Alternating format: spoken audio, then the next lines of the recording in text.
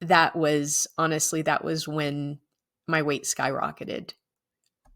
I was, stressed out, I was helpless, and I was, seeing my kids struggle. So that was the breaking point for me. I thought, wow, I'm really letting myself go. Just, I have sleep apnea, I have hypertension.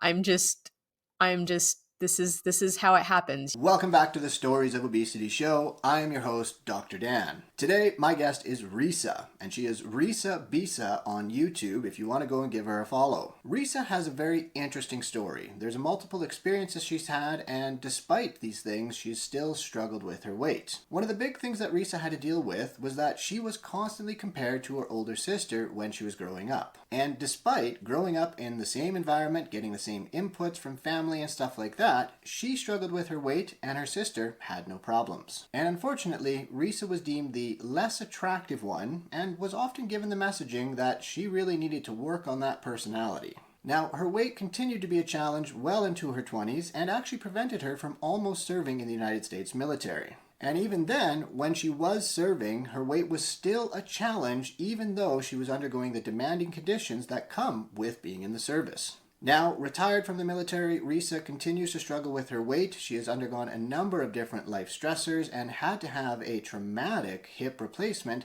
all of which has culminated and made her weight very challenging to control and to keep track of over the time. Fortunately, she's been very successful in managing her weight over the last year, and that has been with the help of medication. And she is starting to make some incredible strides to a life where she is truly thriving. I really appreciated my discussion with Risa today. Her story really highlights a number of different things, including how genetics can play a role in our weight management, and how even serving in something as demanding as the military does not solve one's weight issue. We also had a chance to discuss the education that people get and how important that can be around nutrition and if you want to try different diets and plans. As well, we spent a lot of time talking about the stigma and fear that comes with taking these anti-obesity medications and how even telling family members can sometimes be something that's hard to do. And finally, we talked about how Preparation H might actually be the golden ticket to weight loss. As I said, this was a great discussion. I think you'll like it a lot, and if you haven't already done so, head over to her channel, Risa Bisa, and give her a follow on YouTube. And if you haven't already done so on my channel, be sure to hit that subscribe button down below, turn on those notifications so you don't miss out when I put out another video. And of course, thank you for the ongoing support. It really means a lot to me. And if you happen to be interested in sharing your story and coming on the show with myself, then go down below. There is a link to complete a form, and if you are a qualifying individual, my team will reach out to you and we'll bring you on the show. So, without further ado, let's go talk to Risa.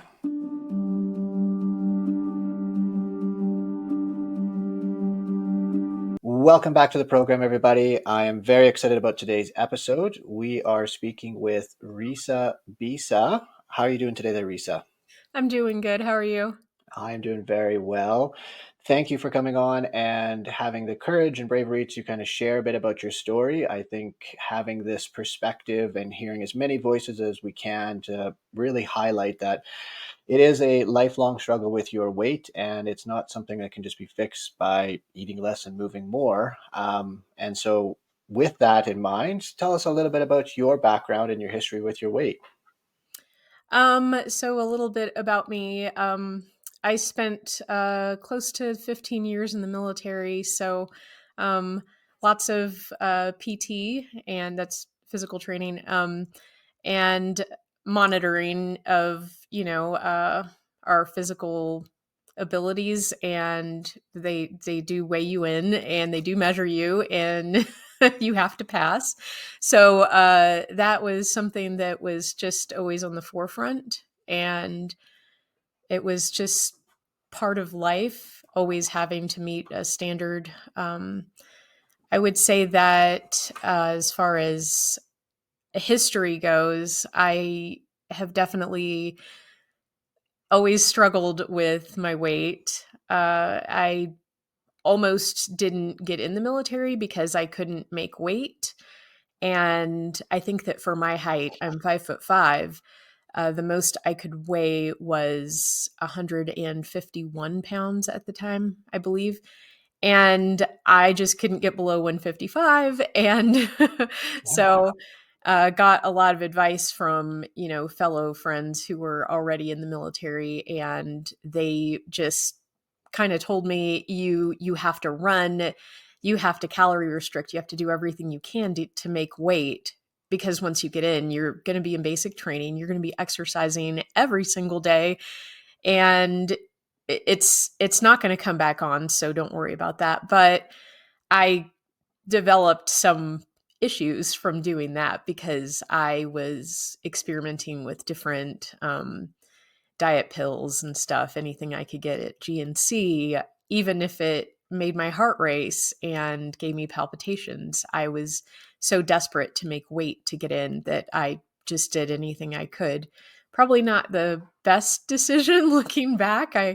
I'm sure I could have done it in a better way, but yeah, I just, desperately wanted to be in the military, and um, that's pretty much it for like the young adult part of my life with that experience. But I believe I was 13 the first time that I was put on any kind of diet, and I was doing the Slim Fast diet as a 13-year-old kid. um, I have a sister 2 years older than me, and she was always small, and I was always the chubby sister.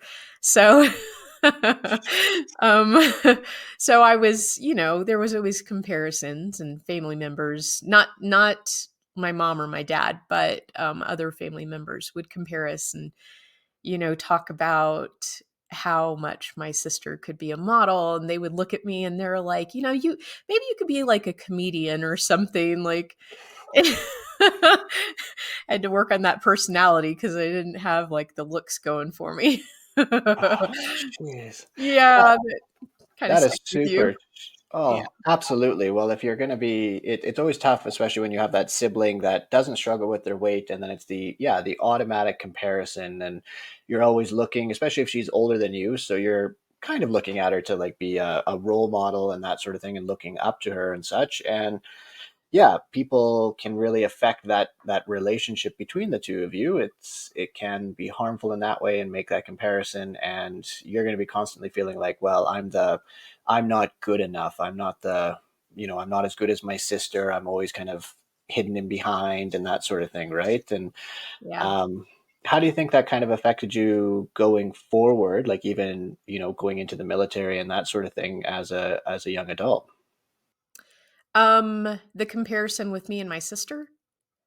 I think that it did definitely follow me because she had actually joined the military before I did.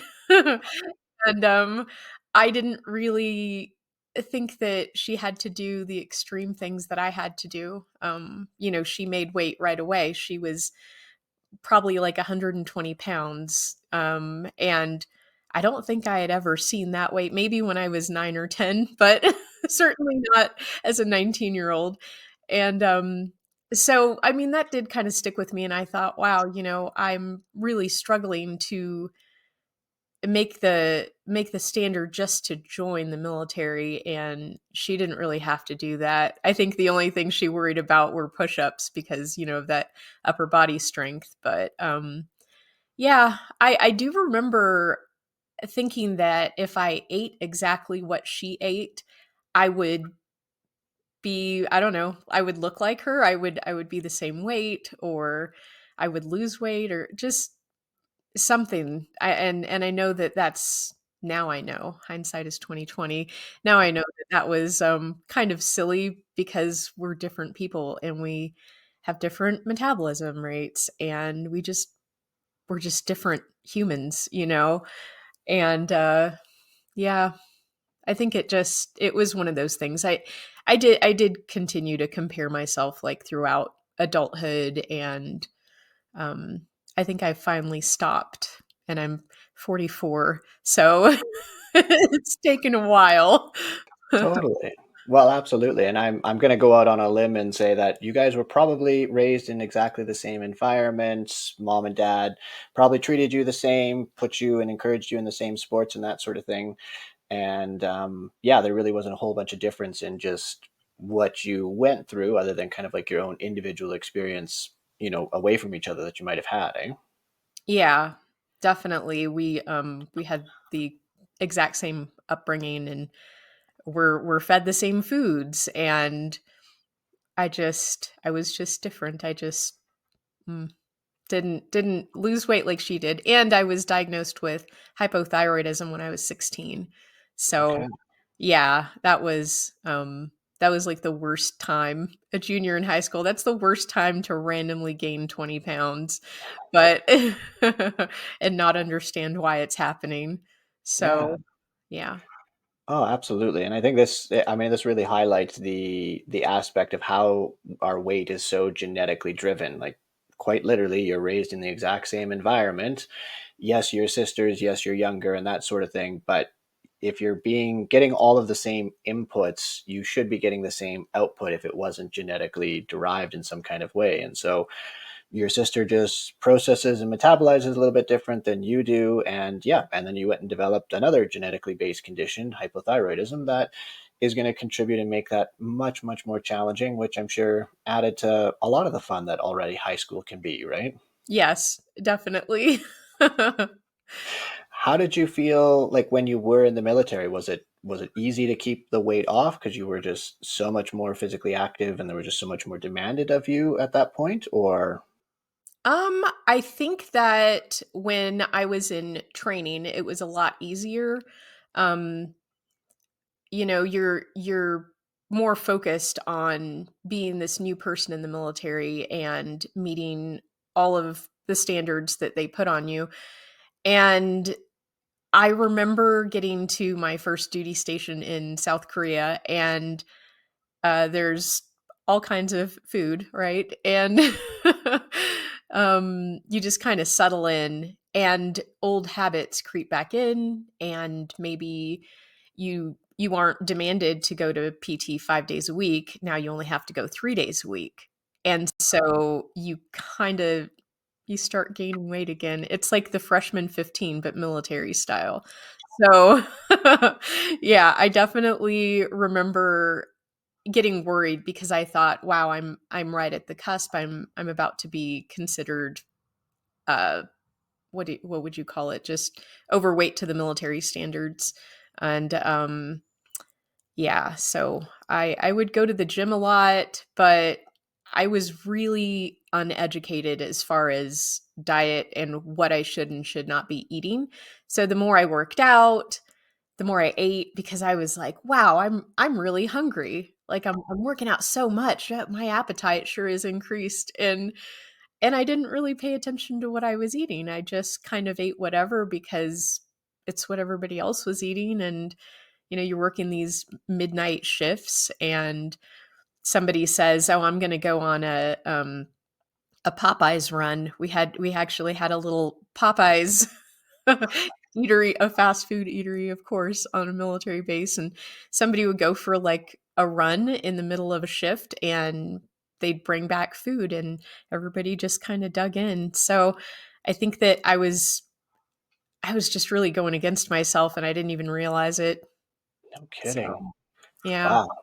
And this is always the case where, yeah, there is individuals in the military that are definitely struggling with their weight, and Mhm. yeah, the rigor and demand. Like, yes, there's going to be certain periodization where you do more or less or what have you, but yeah, it still very much can be, even in an environment like that, your weight can still be a problem and not just something that just magically goes away as everyone seems to think it does, right? Yeah. When you were in the military, was there a lot of attention paid to your weight? Like, was there? I mean, obviously you had to make the weight cutoffs and stuff, but was it like superiors, or was anybody ever, yeah, quite shameful towards you or anything like that? I wouldn't say shameful, but I will say that there was a pretty unhealthy back and forth, like amongst military members, where they would give you the weirdest tips about what to do to make weight. They're like, "Oh, hey, everybody, weigh-ins on Wednesday, so do what you need to do." And what that meant was, like, if you need to food restrict, then food restrict, which was horrible. Um, But I remember doing that, like not eating for 2 days before a weigh-in because I didn't want to be either so close to that maximum weight cutoff, um, or anything like that. And one thing I did not do, but other people did, they would tell you if you didn't make weight, then they would do the BMI. So they would take all your measurements and your height, and so they would tell people to, this is so embarrassing, but I did not do this, to take preparation H and put it all around your waist and then wrap it with saran wrap. And I have no idea why that would work, but that's what they told people to do. They're like, if you want to make the measurement and you want a higher score, then you could do this.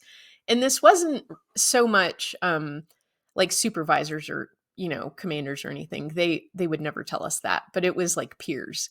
So people who maybe they'd been in for a year or two longer than you, they're like, this is what you need to do, and they had no authority over you. They were just, like I said, fellow members that were trying to kind of help you, like give you tips on how to make it. Wow. Yeah, Preparation H and saran wrap. Like what? yeah. I I mean, maybe did they go like work out a bunch afterwards and then that was like they sweated more or something? I don't even know. I mean, it confused me. I never wanted to try it, but mainly because I didn't want to have to go to the store and buy that stuff. So the embarrassment of buying it steered me away from trying it. So That I don't really understand the science behind it. It's so well, confusing. as we know from the internet, you do not need to have science behind it. You just need Right. to package it and sell it. And hopefully, Preparation 8 sales do not go up after this episode. So, Hopefully not. yeah, I'm gonna have to like look into that because that just makes zero sense. But I'm Yeah, sure someone out there is marketing and branding it. So, yeah. um, wow, okay, I did not think that was the case on the military side of it. I would have thought it'd just been yeah, go run until you puke or something. But That too. oh, okay, yeah. So That's probably something that a supervisor would have told you to do. Like, just you need to go harder, you need to work out more. And they did have like specialized PT for people who were either on the cusp of failure, and I was in that PT one portion of my career, and that was after I had had my son. So they give you 6 months to get back up to speed after having your baby, and taking a PT test 6 months after you have the baby. So it's not a very long time, and some people think, "Oh, 6 months, that's nothing." But I I didn't think it was enough time, and it was the first time in my life that I had ever failed sit-ups. I just couldn't find the strength to do as many as they needed me to do. And so that was pretty hard, but I did get put in what they this is am I allowed to say fat kid PT? Okay. That's what they called it. Fat kid PT. So I that's what I was on for I think it was a probationary period of 4 months, 6 months if you didn't lose enough weight. And so I would go to this PT, and they worked us out very hard, and we were there 5 days a week, just like we would have been back in training. And there was a smoothie shop like right there in the gym.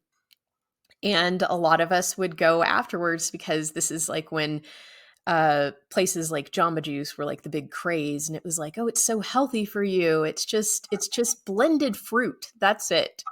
And so after like this rigorous workout, we would go and just get a smoothie, and we thought, "Oh, this is good for us. Like we could be eating like a whole meal of food, and instead of doing that, we're having a fruit smoothie. Good for us. Pat on the back." It was loaded with sugar. So I am not surprised that I was barely losing any weight, and it was just it was so confusing to the people that were training us. They were like, why is this like taking so long with you guys? And then they caught on that we were going to the smoothie place afterwards, so they had to give us the talk on sugar. And that was like the first time anyone had ever really pulled me aside and said, "Do you realize what you're doing?" And I was like, "Wow, I'm really ignorant and I need to educate myself." So, yeah. And that's, I mean, that's fascinating that the military, they provide you so much training on everything in between that you're going to need. I guess nutrition, you're not going to need it in combat and stuff like that, but still at the same time to keep you as healthy as possible. I know they talk about the importance of hydration, physical activity, X, Mhm. Y, and Z, but yet, yeah, they're not giving you at least a crash course on the basics of nutrition and how to properly fuel your body and that sort of thing. They probably may have, correct me if I'm wrong, they probably gave you training on if you're stuck in, in the bush or whatever like that, and you need to kick in survival skills, what food you go to eat. You probably got more nutrition training in that respect of things. Um, Not really. I mean, they just kind of we had MREs. Okay. That's like those it's like a packet of food that's like 3,000 calories, but I mean, I never had to learn about that kind of stuff. I didn't go to survival school or anything like that. But yeah, I think that now I've been out for about 10 years, and I think that now more than ever, they definitely tackle the nutrition part and they educate people on, like what calories in, calories out, and maybe try to steer people away from excessive sugar and fast food. My spouse is still in the military, and he's definitely he used to run marathons. He's a runner. He's in shape and has never had to worry about his weight. Um, he could quit drinking beer and just suddenly lose 20 pounds. And you're like, what? I didn't even know you had 20 pounds to lose. That's amazing. But I think that just hearing how he deals with younger soldiers, it sounds like they do pull them aside and talk to them, and they can put them in nutrition courses and just hey, complete this course. This is going to be part of you getting back up to speed. Right. So I think it's a different military now than it was when I was in. Okay. So they have moved forward in that respect. That is good Oh to yeah, hear. Okay. yeah, Amazing. And I guess so we've gone through the military. We've kind of talked about that. That's a whole fascinating journey all on its own. I think you had said you had a hip replacement pretty early on, like in your 30s or so, yeah. and then you kind of struggled with your weight post the military. So tell us a little bit about that. Yeah, I think that so I got out of the military when I was 34, and I didn't have the hip replacement until I was, I believe, 38. Yeah, I was 38 when I had the hip replacement. I had developed osteoarthritis. I don't really know why or how, but I think that maybe just wear and tear over the years and all the running. And um, my dad had bad hips too, so I think that maybe there's some genetic thing going on in there. But Yeah. yeah, I did struggle when I first got out of the military, and I think that it was just the stress of having to live life as a civilian and not a military member anymore, and not being a part of something bigger than myself anymore. And it was very stressful for me. I was suddenly not independent. I was a new wife. I didn't know how to be a wife, and it was a lot. It was very stressful. And I did okay at first. I was doing the keto diet and I had lost some weight and I felt really good about myself, but it just, I don't know. I think that it just got to me over time, thinking I made a mistake getting out. I shouldn't have left the military. All of my friends are going to retire in 5 years, and I'm not going to. And yeah, so I I just really struggled, and I kind of clung to the keto diet and thought this is going to be the only way. And I did well with it for a while, and then went vegetarian, and that is definitely when I gained a bunch of weight because I didn't know how to be a healthy vegetarian. I was like, okay, I'm just not eating meat anymore. And so I replaced all the meat with carbs, which was really bad for me because I didn't know how to do it properly. And I was eating tons of pasta and breads and stuff like that. And um, I started to feel that, pain in my knee and my hip.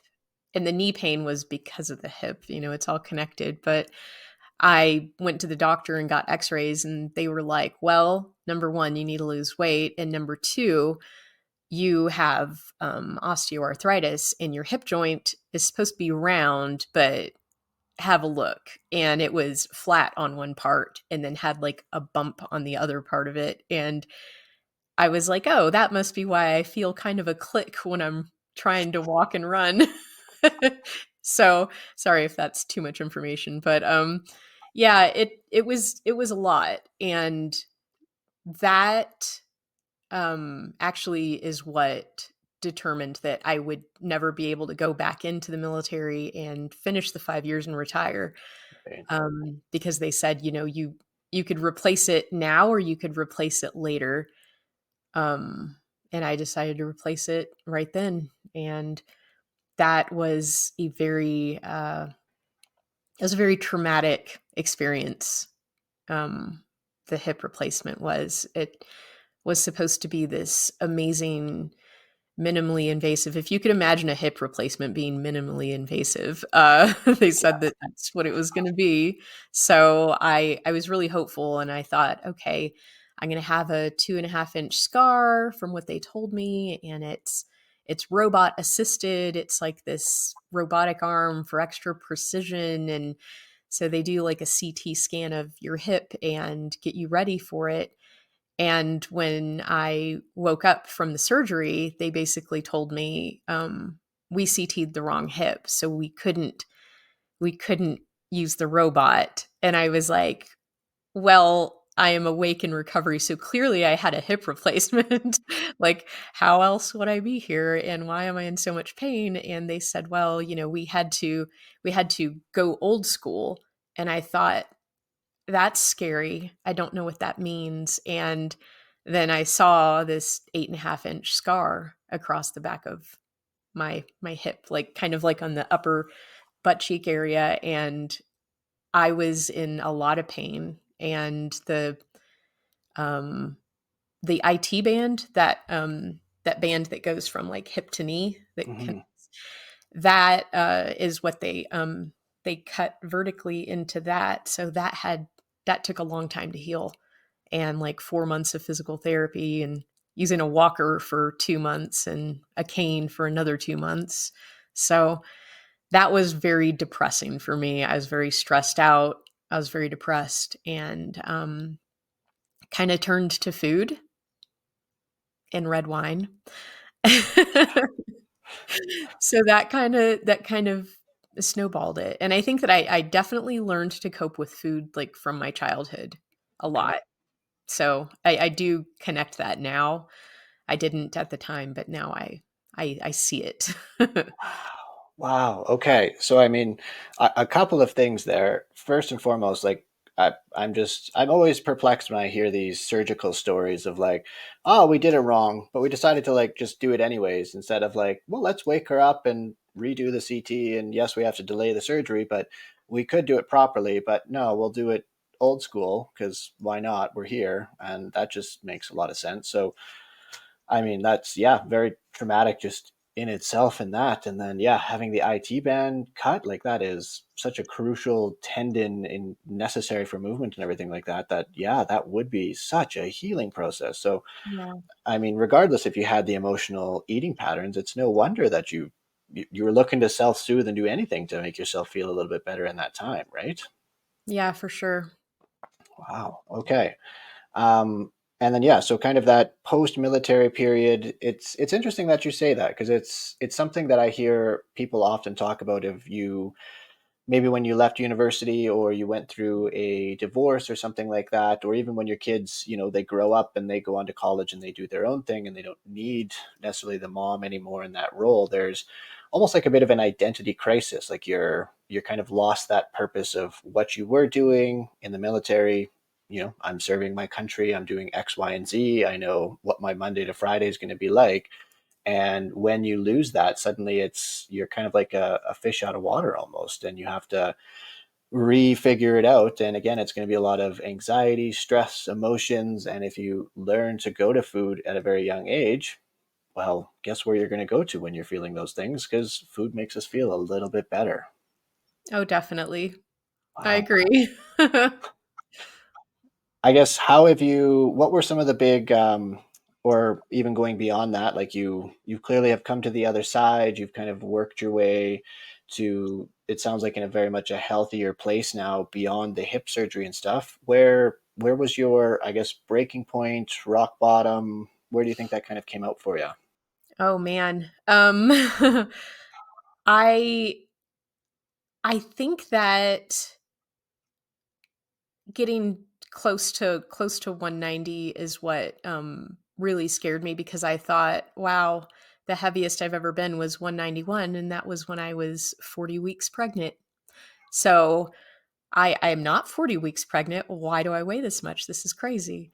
And just seeing that number and having a friend who went through basic training in the military with me, and hearing that she was struggling as well, and was we're the same height, and she was over 200 pounds, and um then her losing a bunch of weight, and I thought, how did she do that?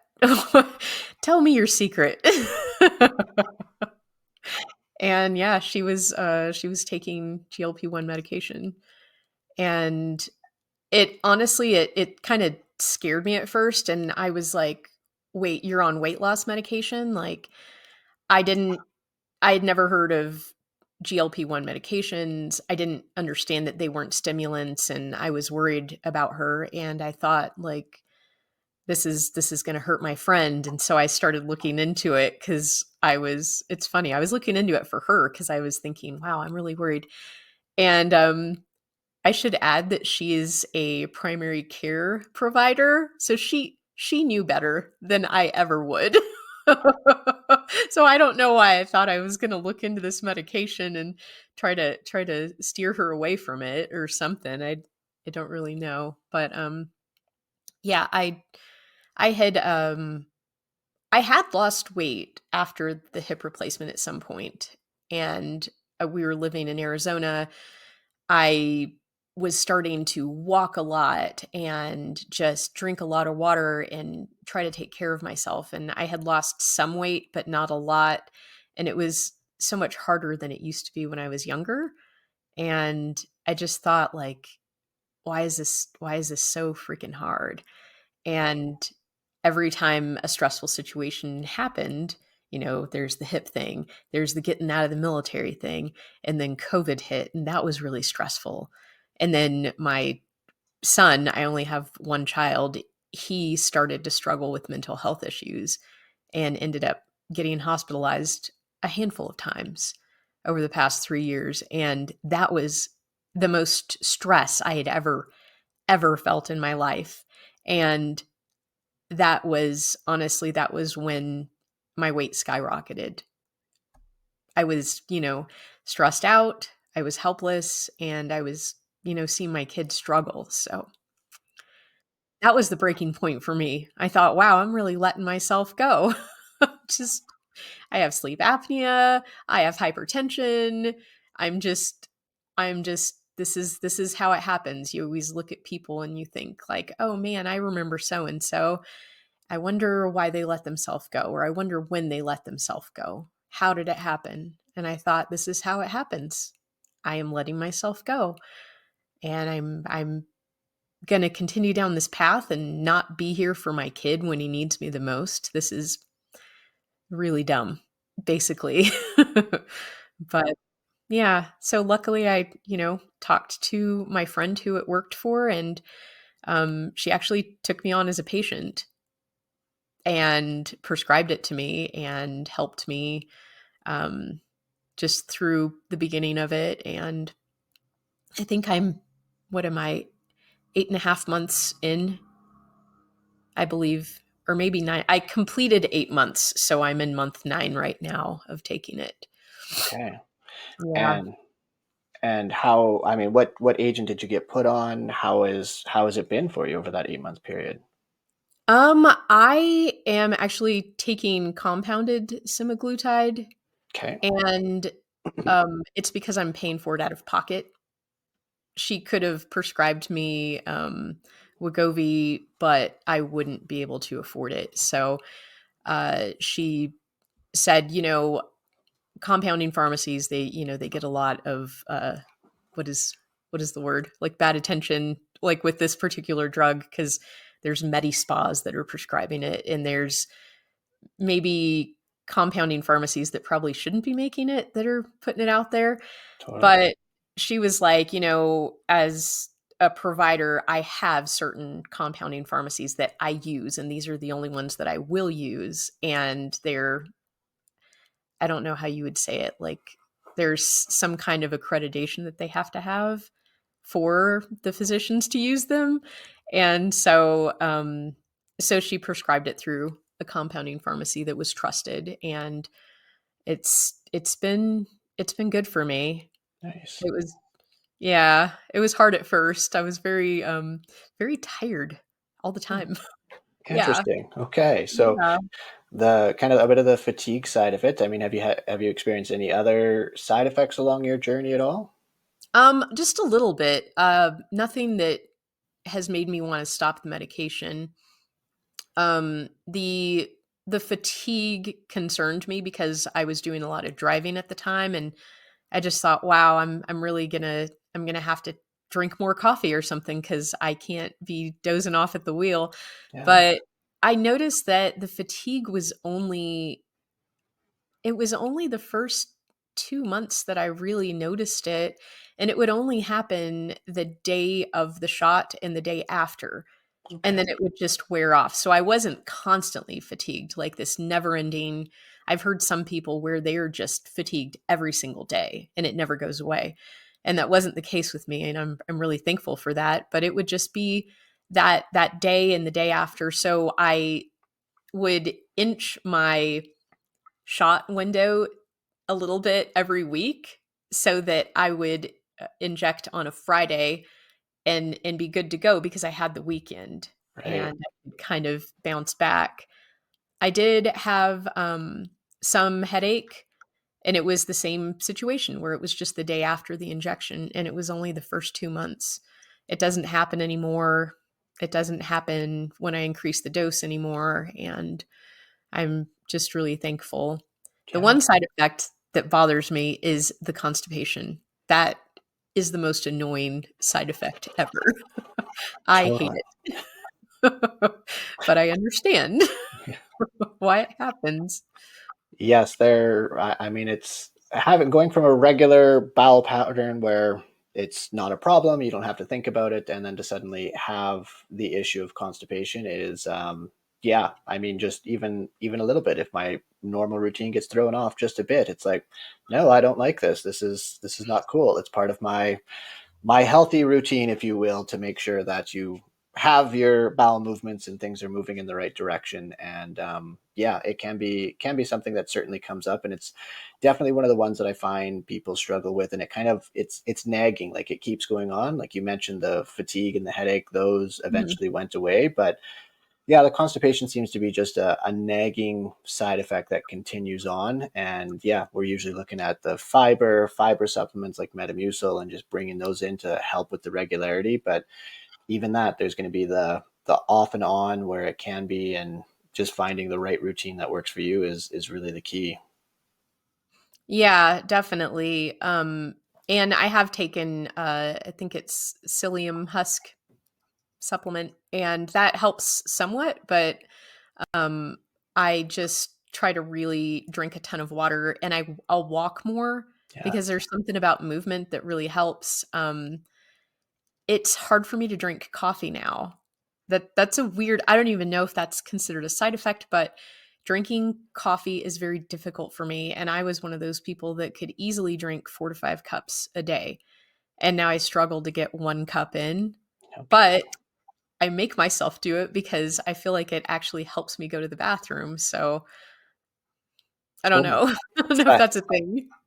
oh, absolutely. That first sip of caffeine in coffee, that yeah, that gets things going. It helps to stimulate and cause your bowels just to let it go, if you will. So, Yeah. and do you find with the coffee that it's a taste thing? Like you're finding that it doesn't taste as good, or is it more just like you can't tolerate the coffee? It's like I can't tolerate it. Like even with that 1 cup, I have to drink it so slow. And before it was just very um almost without thinking, where I would just drink it and sip it almost out of habit. And then I just didn't I couldn't do it anymore. Like I felt like it was almost instant. It was within the first couple of weeks of taking the medication that I thought, oh wow, like I don't feel like having a second cup. I can't. Um so I don't know. Coffee to me was like a habit. Right, It right. wasn't I did not need 5 cups of coffee a day. I would see that my cup was empty and I'm like, "Oh, better fill that back up," you know? Yeah. Coffee cup can't be empty. So, it's interesting. Maybe I was a little caffeine addicted. I I mean, we've seen it certainly. I've seen people with coffee, with alcohol, even with juices or pops or things that they used to consume. That they don't get that. They just can't tolerate it, and it's not so much they can't tolerate liquid because they're too full because they can drink plenty of water and consume that side. But it's just something about either the pathway or how it goes through in the digestion and that sort of thing because maybe it slows things down a bit. I don't think we exactly know the answers. With the alcohol and caffeine, there might be more with the reward center, and it's just not as pleasurable because those are kind of being dampened down, similar to how it's dampening down your cravings and appetite. It's kind of acting in somewhat similar areas, so there could be some overlap there, but it's nonetheless it's fascinating. And depending on who you talk to, some people it's like, yeah, it's no big deal. It's actually been a benefit. Other people, they very much miss their coffee, depending on how they what their relationship with the coffee was. Yeah, definitely. Well, very very interesting. So I appreciate you sharing some of the side effects and a bit of your story on just how and what's been working, what's not been working for you, and certainly getting onto the medication and finding that balance for you. I guess in terms of your cravings, your appetite, and managing your weight, what's been the most insightful and the benefit that you've been getting with the medication? Um, Honestly, I would think that the biggest benefit has been, the just that desire to eat all the time going away. Because like I mentioned, I have a lot of stress in my life, and it was my coping, and now I can't I can't use it to cope because I just there's something that just blocks that. I don't know. I don't know if that well, actually, I hadn't ever heard the term food noise until I watched one of your videos because it was when it first stopped for me that I started like looking into it, and I was looking all over the internet and of course going to YouTube and looking up, cravings plus semaglutide, craving stopping. I didn't know what to call it, and then I found your video and you talked about food noise and I was like, that's me. Oh my gosh, like that's what it is. It was this like loudness and like this desire to just keep eating. Um even even just finishing my food like at a restaurant. I always finished it. Even if I wasn't hungry, I was like, well, better finish this. This is what's on my plate. I have to finish this. And people tie that into like experiencing food insecurity as a kid, which I did. Yeah. So I just thought like I didn't realize it was a thing that could be ever turned off. And so that has been the biggest difference for me is just having that switch just flipped off and not feeling like I had this I don't know, this invisible thing that was making me eat more Yeah. that I couldn't control. Oh, that is so cool to hear. I mean, that, like you said, the food noise is such a huge component that so many people experience because yeah, it's one of those things that I think is genetically, physiologically derived, where your brain, it really has a higher level of cravings and wanting of food compared to, say, your sister, for example. She probably doesn't have that same ruminating, very intrusive thought process. And whether it's just that craving, other people, it's kind of a conversation where they're thinking about, what am I going to have for a snack? Oh, I'm hungry right now. Why can't this go away? Oh, that food looks really good. Or hey, there's donuts here, and they're planning it out and thinking about it. And it varies based on how people think and what kind of thing is going on there. But having that calm down, having that part of your brain just, yeah, just shutting off is so foundational, just to help you to focus on other things, to like, your stress is no longer being compounded by this constant need to eat and think about eating. You can now dedicate and focus more time towards, yeah, spending time with your son and helping there, showing up as how you're showing up as a wife, how you're being there for your friends. And I think this goes to another piece that I wanted to talk to you about, is where people think these medications are cheating, like you're taking the easy way out and you're doing X, Y, and Z. And it's like, well, if you're hot, do you go into like an air conditioned house? Or, you know, when you get sick or something, do you go to the doctor and get medication for it? If so, then you're cheating as well. Like, you should be like our primal ancestors and living in a cave and, just sucking it up and dealing with it. But foundationally, if that's our definition of cheating, humans have been cheating ever since the Stone Age, and the cheating has allowed us to make our lives better so that we can focus on higher level orders, functions, society, community, etc., to be better, to enjoy more what life should really be a part of. And yeah, it's not cheating, it's not utilizing it, it's just taking something that we've developed the technology and the science for, utilizing it to open up so that we can do other things in our lives, and we don't have to be so preoccupied and focused on our weight. Yeah, I completely agree with you there, and I think that that's why I hesitate to share with friends and coworkers what I'm doing. I could share it on YouTube with a bunch of strangers, and they'll be supportive for the most part. But I really hesitate. Sorry, I really hesitated to tell people close to me because I thought they were either going to think I was doing the easy thing, cheating. This is the easy way out of it. Or just maybe worry the way I had initially worried about my friend, like, oh my goodness, you're taking this drug? Like, what is this? But yeah, I've heard a lot of people have that opinion, and they have the same opinion when it comes to people getting weight loss surgeries, which I feel like it's a choice. And if this is what I am choosing to do to lose weight, and I'm not suffering any crazy side effects that are causing me to stop, then why is it a concern of anyone's? And it's working for me. I've lost, what, 20 over 25 pounds now. Mhm. And I've lost it really slowly, but I've lost it. And you could tell someone, well, you would lose more weight if you were just doing a diet with exercise. And the thing is, I could do a diet and exercise, and I could have that food noise going on in my head that will constantly knock me off track. Totally. And yeah, so I think that that's why it was so hard for me.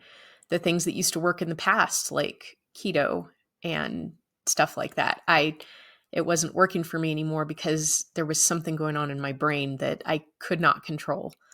And I don't I don't think it's the easy way out. I don't think it's um I mean, call it cheating if you want to. Like you kind of put a positive spin on it. You're like, we've been cheating for ever.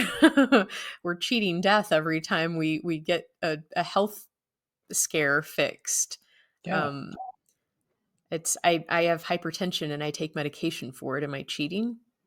Because I can't get it down naturally. I've lost the weight and it's still up there because it's caused by something else. So, That is, yeah, this is going to be an ongoing battle that I think we'll have with so many people. And it's partly the charlatans, if you will, that they can no longer sell their product as well because their product actually doesn't work and they're disappointed about that. So their bottom line is hurting. But then it's the other people that are just seem to be so obsessed with other people's business and what they're doing. Because in the same sense, if you weren't losing the weight or you were trying to lose weight via diet and exercise and you weren't, well, they're still going to get mad at you and saying, well, you're a drain on the healthcare system and blah, blah, blah. And it's like, okay, so I took this medication that's cheaper than me going to the hospital and having all these problems and it's helping me to solve that problem, but you're still upset at me for this and whatever, and it's just you're never going to win, and it's the it's I don't have a good word for it, but it's just people are people, if you will, and I'm finding it's very much a small minority, but they're very loud and irritating and all over the yeah. social media channels because I think unfortunately their own lives aren't particularly fulfilled and they haven't gone out and like touched some grass in a while, and that's probably what the problem is. They just need to touch some grass. That's it. Just That's funny. go. Um, no, I definitely hear you, and they are very loud and opinionated, and some of them mean well, but some of them I feel like they just want something to be angry and opinionated about. Oh yeah. And there are a lot of people that agree with them and hop on board, and it's fine. I just have to let it not bother me because I'm not taking this medication and losing weight to get anyone's approval and to make someone else happy. I'm doing it because I was very unhappy in the upper 180s. I was so unhappy. Mhm. And I thought, I'm really going to wear out this brand new fake hip that I just got. I don't want to do that and have to go through that again. So I think that if somebody decides to get on this medication, then they need to be able to let it roll off of them. The comments, the anger. Some people are very angry about this medication. I think that's bizarre because a lot of times it's people who are not dealing with obesity and have never been obese in their life, but they're very focused on this and people who it's working for. And I think that's why sometimes people lie about taking it. Yeah. And that's kind of sad. And I feel kind of bad for them. But uh, I don't know. I think that they're just so afraid to admit that they're taking it because maybe they can't handle all the hate that's going to come at them for it. Um, I haven't necessarily experienced any like true hate, but I have noticed that when I did choose to tell people who were close to me, one person in particular, that they were very skeptical and just when they would notice that I had lost some weight, it didn't sound like they were proud of me. It almost sounded accusatory, like you look skinnier or why do you look skinny? And I was like, oh my gosh, like why are we mad about this? what what is going on? And they knew I was taking the medication. So I thought, well, why do you think? Like I'm finally losing weight and that's just that. I don't know. Yeah, that is. I'm so glad to hear that you're working through that and understanding to move away and to not have the same feelings towards the accusatory or what have you, and kind of creating that distance for yourself. It's unfortunate that people do have that mindset and have treated you in that way, and yeah, there's nothing you can ultimately do about them because you can't control other people as much as we would like to be able to. It's just not possible, right? So Yeah. um In terms of your journey with the semaglutide and utilizing it, what other changes have you made in your life that seem to be working for you? Are you still like following a keto diet, or how are you currently going about your day to day?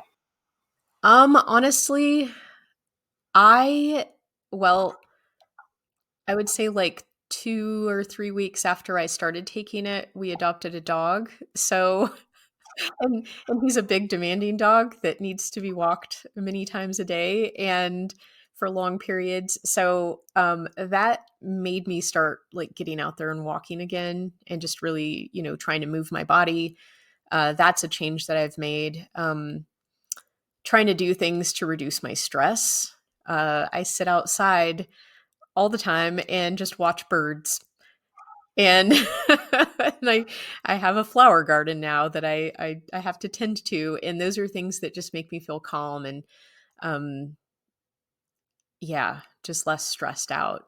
And honestly, walking the dog brings my stress levels way down. So I really like that. You're outside, you're moving, and you're doing something for uh, something other than yourself. I'm doing something for him, and it just that kind of thing. It keeps your body moving, and um, yeah, I'm not necessarily meditating outside. I'm literally just identifying birds in my yard.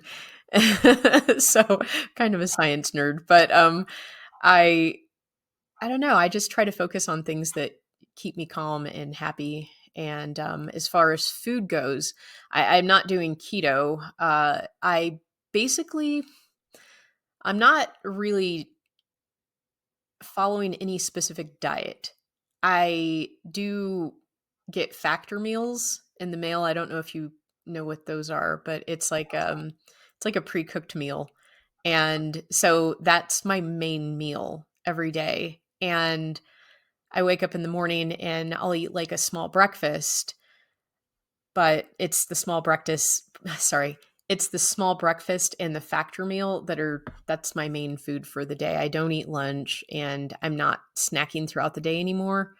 So those are things that I've changed, and yeah, I think that that has definitely made a difference. I know that some people don't change the way that they eat, and it's not really it doesn't have anything to do with me. They could do whatever they want. They're still having success. That's great. But what scares me about that for myself, like if I didn't make any changes, is that if I eventually get off this medication, um, and I've made no changes to the way I eat, then when the hunger comes back, I'm already there and I'm just going to eat more of a bad thing, if that makes sense.